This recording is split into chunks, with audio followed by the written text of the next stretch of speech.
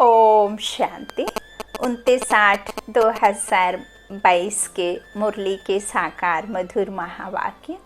आज ऊंचते ऊंच ज्ञान दाता ज्ञान सागर निराकार शिव परम पिता परमात्मा, गीता के भगवान, सुख करता दुख हरता, बेहद के वर्षे देने वाले स्वयं सर्वशक्तिमान बाप ने कहा, मीठे बच्चे, तुम्हें अपनी दैवी मीठी चलन से बाप का शो करना है। सबको बाप का परिचय दे वर्षे का अधिकारी बनाना है। प्रश्न है मुरली का, जो बच्चे देही अभिमानी हैं उनकी निशानियाँ क्या होंगी? उत्तर में बाबा ने कहा, वह बहुत बहुत मीठे लवली होंगे।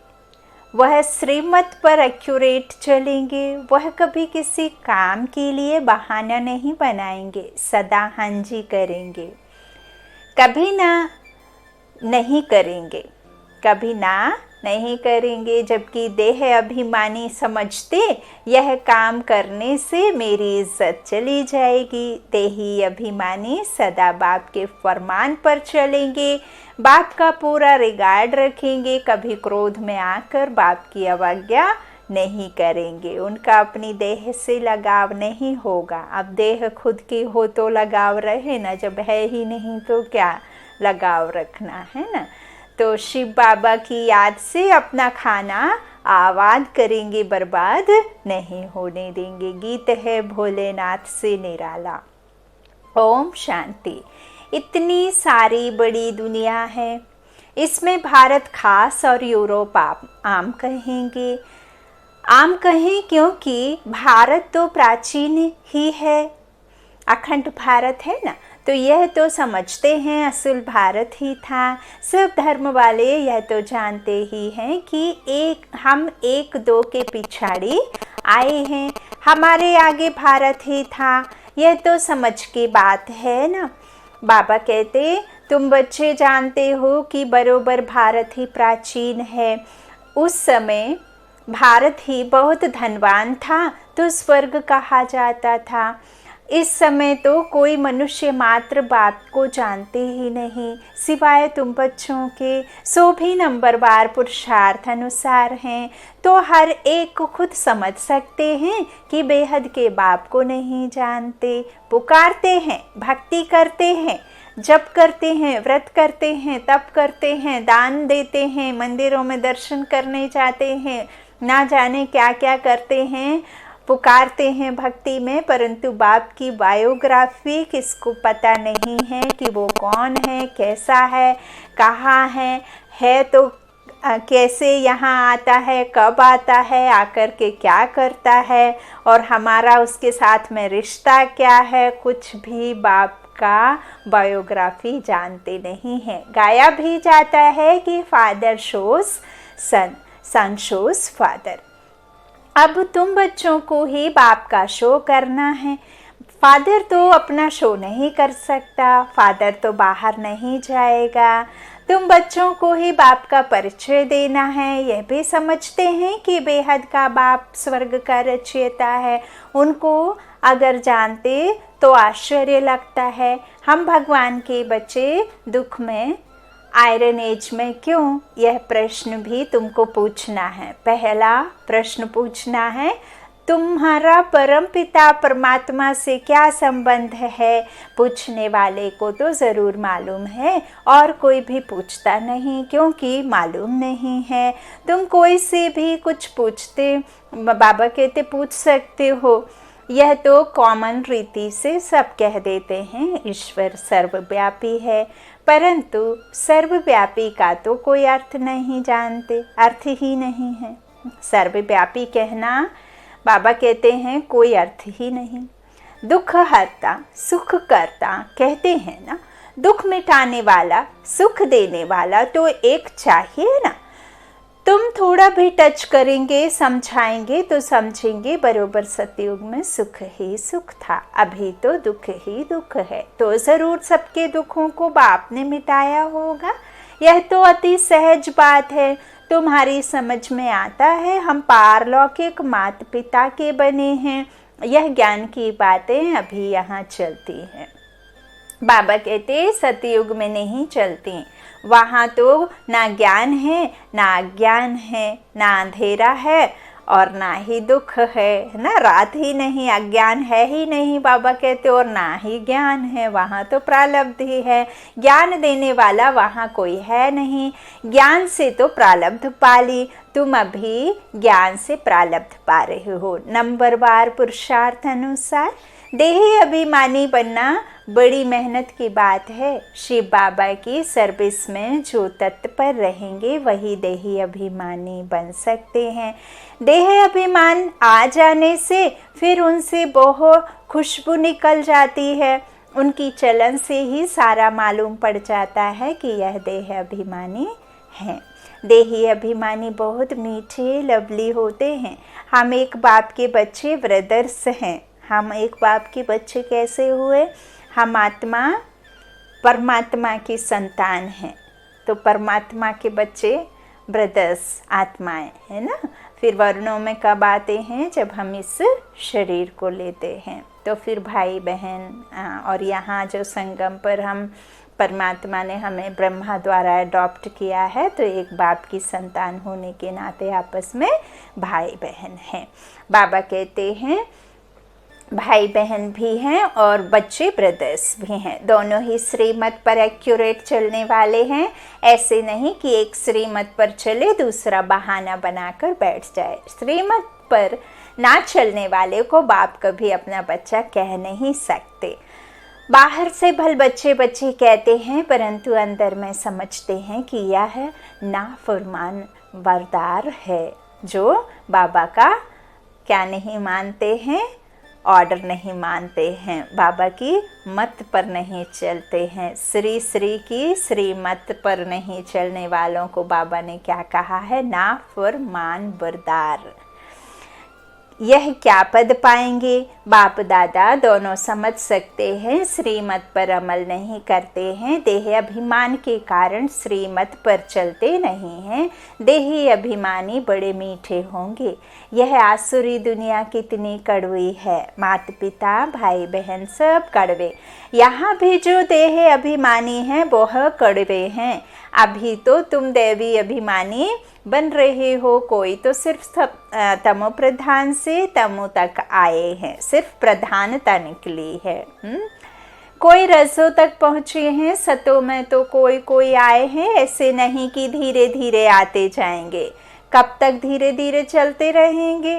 देही अभिमानी को कभी देह का अभिमान नहीं रहेगा कि यह काम मैं करूं, क्यों करूं, इसमें मेरी इज्जत जाएगी। तुम पाकिस्तान में थे तो बाबा भी बच्चों को सिखाने के लिए सब काम करते थे कि देह अभिमान ना रहे। देह अभिमानी बनने से सत्यानाश हो जाती है। बाहर में जो प्रजा बनने वाले हैं उनसे भी गिर पड़ेंगे। प्रजा में जो साहूकार बनेंगे उनको भी नौकर चाकर मिलेंगे कि नहीं? अकेले लक्ष्मी नारायण के राज्य में चले जाने से तो राज्य नहीं चलेगा ना। प्रजा भी तो चाहिए, साहूकार भी चाहिए। तो साहूकार बनेंगे, उनको भी नौकर चाकर मिलेंगे। यह तो और ही जाकर नौकर चाकर बनते हैं। इनसे तो वह साहूकार अच्छे ठहरे ना। बुद्धि से काम लिया जाता है तो समझ में आता है। जो बच्चे नहीं बनते हैं, सिर्फ मददगार बनते हैं, तो भी अच्छे धनवान बन जाते हैं। उन्हों को नौकरी करने की दरकार नहीं रहती। यहाँ तो नौकरी करनी पड़ती है। पिछाड़ी को करके राज्य भाग्य ताज मिलेगा, सजा तो खानी पड़ती है दोनों को। इन सभी बातों को ज्ञानी तो आत्मा समझ सकते हैं, अज्ञानी देह अभिमानी है। उनकी चाल ही ऐसी है, समझा जाता है कि यह कोई काम का नहीं। यहाँ तो बच्चों को श्रीमत पर चलना पड़े, नहीं तो माया बड़ा धोखा देने वाली है। झट देह अभिमान आ जाता है। देह अभिमान को मिटाए, देह अभिमानी बनने में ही मेहनत है। यहाँ रहने वालों को तो फिर ब्राह्मणों का संग है। बाहर तो दुनिया बहुत खराब है। ज्ञान में संग ऐसा होना चाहिए फर्स्ट क्लास, जो उससे पूरा रंग लगे। देह अभिमानी का संग मिलने से एकदम मिट्टी पतील हो जाती है। फिर फरमान पर भी नहीं चलते हैं। बाबा कहते हैं अगर हमसे आकर पूछो तो झट बताएंगे तुम फरमान बरदार हो व नहीं। नंबरवार पुरुषार्थ अनुसार बहुत अच्छे अच्छे हैं जो दिल को खुश करते रहते हैं। दुनिया में तो बड़ा दुख मारा मारी है, खून खराबी बहुत है। इनको कांटों का जंगल कहते हैं। तुमने इनसे किनारा कर लिया है। अभी तुम संगम पर हो, ना तो अभी हम पुरानी दुनिया में हैं और ना ही नई में, बीच में है ना। तो एक ही नाव पर रहना है ना। बाबा कहते हैं अभी तुम कहाँ हो, संगम पर हो। बुद्धि में है हम गृहस्थ व्यवहार में रहते संगम पर खड़े हैं। अभी हम कांटों से फूल बनते जा रहे हैं, कांटों से पल्लव निकलता जा रहा है। दुनिया में रिलीजियस सिर्फ तुम ही हो, वह भी नंबरवार पुरुषार्थ अनुसार। जो बाप को ही नहीं जानते वह हुए इरिलीजियस। इस कहते भी हैं धर्मी और अधर्मी, पांडव और कौरव। पांडवों की स्थूल युद्ध कोई है नहीं, कोई बाहुबल, कोई शस्त्र की बात नहीं। बाबा कहते हैं पांडवों की लड़ाई है खुद से खुद की। आत्मा पर जो विकार चढ़ी है उसे इससे योग अग्नि में जलाना है। तो विकारों पर जीत पानी है और परमात्मा की याद से ही वह विकार, वह जंग निकलेगी। तो इसमें लड़ाई आत्मा की आत्मा से है, किसी और से नहीं। बाबा कहते हैं पांडवों की स्थूल युद्ध कोई है नहीं, तुम्हारी है माया के साथ गुप्त युद्ध। अगर तुम बाप को याद नहीं करेंगे तो माया का थप्पड़ लग जाएगा, तूफान आएगा। बाप कहते हैं अभी तुम्हारा मुख है उस तरफ और पैर है इस तरफ। किस तरफ मुख है, किस तरफ पैर है? सतयुग की तरफ मुख और पैर हैं, किस तरफ? कलयुग की तरफ। कृष्ण को दिखाया है ना एक गोला हाथ में और पीछे कलयुग की जो है वो लात दिखाते हुए। तो बाबा कहते हैं हमेशा याद करते रहना चाहिए नई दुनिया को। गृहस्थ व्यवहार में तो रहना है। बाप कहते हैं निर्बंधन हो रहने वालों से गृहस्थ व्यवहार में रहने वालों की अवस्था अच्छी है। सब तो एक जैसे नहीं हो सकते, नंबरवार हैं। स्कूल में कोई एक जैसा नंबर थोड़े ही लेते हैं। यह भी बेहद का स्कूल है। बाप सब सेंटर वाले बच्चों का ख्याल रखते हैं। इनको कहेंगे विशाल बुद्धि। विशाल बुद्धि तब बनेंगे जब बाप को याद करेंगे। तुम बच्चों की अब विशाल बुद्धि बनी है। तुम मूल वतन, सूक्ष्म वतन, स्थूल वतन, और यह सारा चक्र कैसे फिरता है इसे जानते हो। इसको विशाल बुद्धि बेहद की बुद्धि कहा जाता है। मनुष्यों की है हद की, तुम्हारी बनती है बेहद की बुद्धि। तो बच्चों को मीठा बनना पड़े। जितना मीठा बनेंगे, संपूर्ण बनेंगे, उतना वह भविष्य में अविनाशी बन जाएगा। देखना चाहिए कि हमारे में देह अभिमान तो नहीं है। अगर कोई काम में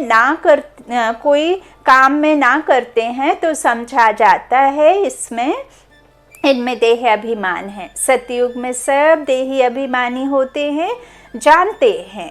एक शरीर छोड़, जो एक पुराना शरीर छोड़ नया शरीर लेना है। बूढ़ा तो तन होता नहीं है, लेकिन जब उनका उम्र 150 वर्ष हो जाती है, गोल्डन एज हो जाती है, तो वह बच्चे का नया शरीर ले लेते हैं। सांप का इसीलिए बाबा ने इसमें बताया भी है, जिस तरह से वह अपनी पुरानी स्किन को केचुली छोड़ता है ना, इससे ही बाबा ने फिर सतयुगी आत्माओं के शरीर के बारे में कहा है। तो यहाँ तो कितना रोते हैं, देह अभिमान है ना, देह पर बहुत प्यार है और उसका कारण भी है। यहाँ से आपकी आयरन एज है और आयरन एज होने के नाते कब किसका देह छूट जाए किसको भी पता नहीं, चलते चलते देह छूट जाए। बच्चे को गोदी में लेते हुए बच्चा कब शरीर गोद में ही छोड़ दे, माँ के गर्भ में छोड़ दे। किसी का कोई उम्र का तकाजा नहीं है ना, कि 50 वर्ष की है कि 7 वर्ष की है कि 1 वर्ष की है कि नया जन्मा बच्चा है। देह कभी भी किसी का भी छूट जाता है, क्योंकि यह है ही तमो प्रधान दुनिया, मृत्यु लोक, और यहाँ है ही आयरन एज, है ना। लेकिन तो उस कारण फिर अपनी उम्र को पूरा करने से पहले ऐसा समझते हैं कि यह तो पहले ही चला गया। लेकिन हम आप यह भूल जाते हैं, बाबा के ज्ञान में बाबा ने बताया है यह तो जो भी हो रहा है वह सब हमारे ही पुराने हिसाब किताब चुकतू हो रहे हैं, है ना। तो सजाएं खा करके जाना पड़े, आत्मा तो ऐसे जा नहीं सकती, या तो ज्ञान योग से जाए या फिर अपनी सजाएं खा कर जाए। और सतयुग में तो अपनी पूरी आयु हो जाती है, 150 वर्ष की आयु। तो वहाँ जब आयु पूरी हो जाती है, सुख ही सुख है, रोने धोने की बात नहीं है। तो यहाँ पे भी आपने कई बार देखा होगा, यदि किसी की उम्र 100 वर्ष से ऊपर हुई और उन्होंने शरीर छोड़ा तो फिर कैसे ढोल धमाके के साथ में उनको विदा करते हैं और खुशी में भेजते हैं, समझते हैं कि इन्होंने तो अपना पूरा उम्र जो है कर लिया। तो यही बात बाबा हमें समझाते हैं कि अभी ऐसा क्यों है और सतयुग में यह सब क्यों नहीं है। अच्छा, तो बाबा कहते हैं यहाँ तो कितना रोते हैं, देह अभिमान है ना, देह पर बहुत प्यार है। तुम बच्चों के लिए वह दुनिया जैसे है ही नहीं, अशरीरी आए थे, अशरीरी बन जाना है। बेहद का बाप बच्चों को पढ़ाते हैं, उनका कितना रिगार्ड रखना चाहिए। बंदर कितना रिगार्ड नहीं रखता, किसका भी रिगार्ड बंदर नहीं रखता है। हाथी को भी गुर्र गुर्र करेगा तो जो अंदर के कड़वे रहते हैं उनको बाप सपूत थोड़े ही कहेंगे इससे तो बाहर रहने वाले अच्छे हैं, रिगार्ड तो रहता है। यह भी ड्रामा ही कहेंगे, आज अच्छा चल रहा है कल माया का तूफान लग जाता है। समझते नहीं है कि हम कोई तूफान में हैं। बड़े बड़े को भी तूफान तो लगते हैं ना, फिर भी ड्रामा कहा जाता है। हम शिव बाबा से वर्षा लेते हैं, यह भूलने से खाना बर्बाद हो जाएगा, खाना आबाद होगा शिव बाबा के भंडारे से। इनको भुला दो, भुला तो झोली खाली हो जाएगी, रत्न सारे गिर जाएंगे। प्रजा में भी साधारण पद पाएंगे, सजा तो बहुत खाएंगे। बाबा को तो तरस पड़ता है, बच्चे हैं ना तो बाप को तो तरस पड़ेगा, परंतु माया का वार सहन नहीं कर सकते हैं। उस्ताद सिखलाते तो बहुत हैं, अचल अडोल रहना है, नहीं रहते हैं तो बाबा समझते हैं अनुज सिल्वर एज तक भी नहीं पहुँचे हैं। और सिल्वर एज है ही बाबा का त्रेता का, जो सुख की दुनिया है तो वो त्रेता भी है ना। तो बाबा कहते हैं फिर वहाँ तक भी नहीं पहुँचे हैं। वंडर लगता है, ज्ञान पूरा ना होने कारण, शिव बाबा से योग ना होने कारण गिर पड़ते हैं। तूफान तो क्या क्या लगते हैं, चढ़ना और गिरना, यह तो होता ही है। गिर गया तो फिर उठ खड़ा होना चाहिए ना, हमारा काम शिव बाबा से है। बाबा कहते हैं तूफान तो लगते हैं, क्या क्या तूफान लगते हैं, माया तो कितनी बड़ी है ना, और कितनी कहना चाहिए कि ताकतवर है। तो बाबा कहते हैं चढ़ना और गिरना यह तो होता ही है। गिर गया तो फिर उठ खड़ा होना चाहिए ना, हमारा काम शिव बाबा से है। कुछ भी है हमको वर्षा शिव बाबा से लेना है। बीच वाले को माना बाबा कहते हैं उससे तो मिलना नहीं, उससे मिलना माना, उसको समझना माना। फिर मेरे साथ में आपका जोड़ नहीं है, आपका जब मेरे साथ में जोड़ नहीं है तो फिर मैं तुमको कैसे जोड़ के दूंगा, है ना। तो बाबा कहते हैं शिव बाबा से वर्षा लेना है, मम्मा बाबा भी उनसे ही लेते हैं तो उनको ही याद करना है, उनकी मुरली सुननी है, नहीं तो कहाँ जाएंगे। हट्टी तो एक ही है ना, यहाँ आए बिगर मुक्ति जीवन मुक्ति मिल नहीं सकेगी।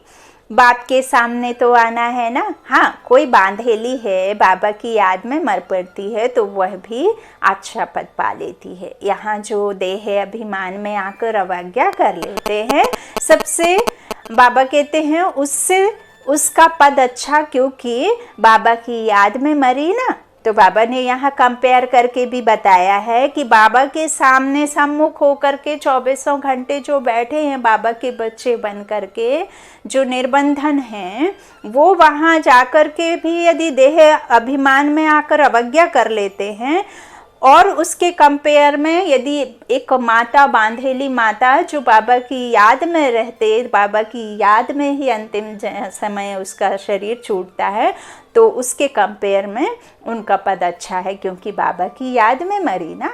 अच्छा सौभाग्य है ना। इस ज्ञान मार्ग में कोई और तकलीफ नहीं है, सिर्फ याद करने की बात है, ना ही पैसा खर्च करना है, ना आपको शारीरिक श्रम करना है, और ना ही आपको कहीं उठ करके जाने आने की आवश्यकता है। कोई भी श्रम की बात नहीं है। सिर्फ जो मन आपका घोड़े की तरह कुड़दुक कुड़दुक कुड़दुक टिक टिक टिक टिक करता रहता है, यही मन के घोड़े को उस परमात्मा के पास में लगाना है। लगाना भी ऐसे नहीं है कि वहाँ जाके बैठ जाना है, ठीक वैसे ही याद करना है जैसे कोई अपने माता पिता और अपने दूर बैठे बच्चे को याद करता है। या बच्चे का शरीर भी छूट जाता है तो उसकी ही याद में निरंतर रहती है।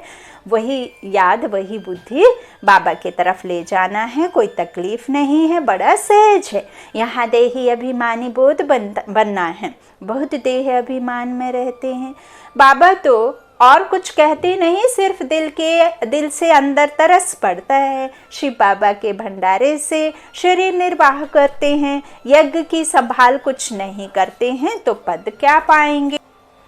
यज्ञ की संभाल कुछ नहीं करते हैं तो पद क्या पाएंगे। इस यज्ञ की तो बहुत संभाल करनी है। जहाँ भी सेंटर स्थापन होते हैं वह शिव बाबा का ही यज्ञ है। इस यज्ञ रचने के लिए सिर्फ 3 पैर पृथ्वी चाहिए बस। कोई बूढ़े हैं, खुद समझा नहीं सकते हैं, अच्छा फिर कोई बहने व भाई को बुलाओ, एक छोटा कमरा बना दो और बोर्ड लगा दो। बाबा ने कितने बार ये बात मुरलियों के द्वारा कही है कि आपका स्वकल्याण, आपके परिवार का कल्याण, आपके जीवन को सुधारने के लिए आपके पास में इतना बड़ा स्वयं परम पिता परमात्मा आकर के रास्ता बता रहे हैं कि यदि आपके पास में तन है तो तन से सेवा करो, मन है तो मन से सेवा करो, और धन है, स्थूल धन है तो स्थूल धन से सेवा करो। और आपके पास में यदि एक्स्ट्रा कमरा है तो 3 पैर जमीन बाबा कहते हैं चाहिए है। कोई बूढ़े हैं, खुद नहीं समझा सकते हैं, किसी को ज्ञान उतना नहीं है कि वो समझा सकें और ज्ञान में चल रहे हैं, नहीं भी चल रहे हैं, तो आप किसी भी टीचर बहन को एक छोटा सा कमरा दे दो और अपने कोई भाई बहन को बुला करके वहाँ मुरली चलवाओ। 1 घंटे का सुबह, 1 घंटे शाम को योग क्लास लगवाओ और एक छोटा सा कमरा दे करके बोर्ड लगवा दो, तो कल्याण ही कल्याण है। बड़ा पुण्य का काम है। अभी कलयुग है, विनाश सामने खड़ा है। बाप से जरूर स्वर्ग का वर्षा लेना है। बाबा कहते हैं स्वर्ग का वर्षा मिलना ही है संगम पर। जबकि पुरानी दुनिया खत्म होती है, नई दुनिया स्थापन होती है। संगम पर वर्षा मिलता है जो फिर भविष्य के लिए अविनाशी हो जाता है। तुम बहुत समझा सकते हो। सिर्फ 3 पैर पृथ्वी चाहिए बस। 1-2 को उठाया तो भी अहो सौभाग्य। तुम एक ही मंत्र देते हो मन मन अभव, सिर्फ कहते हो बाप को याद करो तो अंतमति सोगति हो जाएगी। बाप स्वर्ग का खजाना देते हैं, सुना बस बुद्धि में बैठा, स्वर्ग में आने लायक बन गया, जगह देने वाले को हक मिल जाता है। बाबा इतना सहज करके बताते हैं। कोई को सुख धाम का रास्ता बताओ, प्रजा बनी वह भी अच्छा, नंबरवार बनते जाएंगे। 3 पैर पृथ्वी का मशहूर है, इससे तुम विश्व के मालिक बनते हो। प्रजा भी कहेगी ना हम विश्व के मालिक हैं। यह मकान भी 3 पैर पृथ्वी है ना। शुरू भी 3 पैर पृथ्वी से हुआ, एक कोठी थी, फिर धीरे धीरे बड़ा बनता गया। ऐसे बहुत आएंगे जिनको बाबा कहेंगे तुम ऐसे पैसे क्या करेंगे। तुमको बहुत अच्छी राय देते हैं कि 3 पैर पृथ्वी की ले लो, 10-15 हॉस्पिटल कॉलेज खोलो, अपने गांव में मकान किराए पर ले लो, यह तो सब खत्म हो ही जाएगा। इससे तो इस खर्चे में 10-15 सेंटर खोलो तो बहुतों का कल्याण हो जाएगा, तुम बहुत धनवान हो जाएंगे। तुम छोटी सी जगह में यह कॉलेज खोल सकते हो। तुमको सिर्फ रास्ता बताना है, अंधों की लाठी बनना है, जगाना पड़ता है। बाप और वर्षे को याद करो तो बस तुम्हारा बेड़ा पार है। और कोई खर्चे आदि की बात ही नहीं। बेहद के बाप से बेहद का वर्षा लेंगे। समझाना बड़ा सहज है। अच्छा मीठे मीठे सिकिलाधे बच्चों प्रति माता पिता बाप दादा का याद प्यार और गुड मॉर्निंग। रूहानी बाप के रूहानी बच्चों को नमस्ते। हम रूहानी बच्चों के रूहानी माता पिता बाप दादा को याद प्यार और गुड मॉर्निंग। शुक्रिया बाबा, मीठे बाबा, प्यारे बाबा, सबका साथी सबका सहारा। धारणा के लिए मुख्य सार, पहला बाबा ने बच्चों से कहा, फर्स्ट क्लास ज्ञानी तू आत्माओं का संग करना है, जैसा संग वैसा रंग। देही अभिमानी बनना है, देह अभिमानियों के संग से दूर रहना है। दूसरा, यज्ञ की बहुत प्यार से सच्चे दिल से संभाल करनी है, बहुत लवली मीठा बनना है, सपूत बनकर दिखाना है, कोई भी अवज्ञा नहीं करनी है। वरदान बाबा का, ज्ञान गुण और शक्तियों से संपन्न बन दान करने वाले महादानी भव। सारे दिन में जो भी आत्मा संपर्क में आए उसे महादानी बन कोई ना कोई शक्ति का, ज्ञान का, गुणों का दान दो। ज्ञान गुण और शक्ति, तो ये इसका दान दो। दान शब्द का रूहानी अर्थ है सहयोग देना। आपके पास ज्ञान का खजाना भी है तो शक्तियों और गुणों का खजाना भी है। तीनों में संपन्न बनो, एक में नहीं। कैसी भी आत्मा हो, गाली देने वाली, निंदा करने वाली भी हो, उसे भी अपनी वृत्ति व स्थिति द्वारा गुणदान दो। चाहे कैसी भी है, अपकारी पर भी उपकार करना, क्योंकि दाता के बच्चे कैसे होते हैं, अपकारी पर भी उपकार करने वाली आत्माएं होती हैं।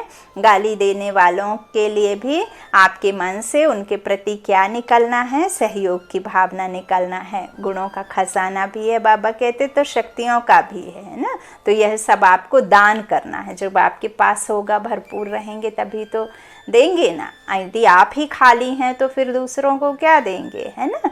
अच्छा, स्लोगन है, जो एक बाप से प्रभावित हैं उन पर किसी आत्मा का प्रभाव पड़ नहीं सकता। जो सर्वशक्तिमान के गुणों से और उसकी छत्र छाया में खुद को अनुभव करता है ना, जो एक बाप से प्रभावित है उन पर किसी आत्मा का प्रभाव पड़ नहीं सकता, चाहे वो कैसी भी आत्मा हो। अच्छा, ओम शांति। शुक्रिया बाप दादा, शुक्रिया आप सभी भाई बहनों के स्नेह का। Good night. ओम शांति।